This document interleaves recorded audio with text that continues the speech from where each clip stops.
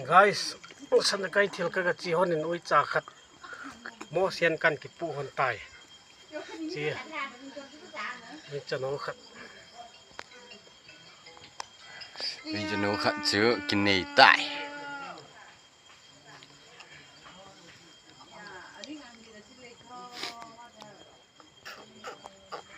มีไม้ปอม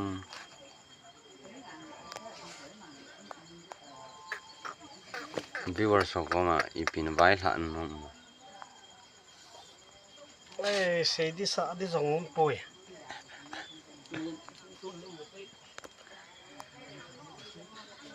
เฮลแล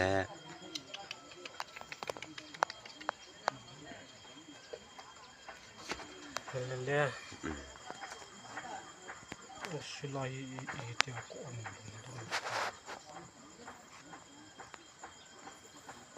ก็ไหลลงตรงใต้น้องปอยเฮ็ดมันละว่าน้องก็อีจนน่ะบุยนี่ด่านเฮาอยากายเฮ็ดอันนี้ก็รับสู้ไปเตะตัวเองครับนี่แกมันยินแล้ว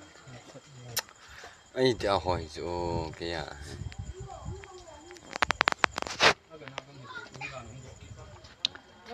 โอ้ย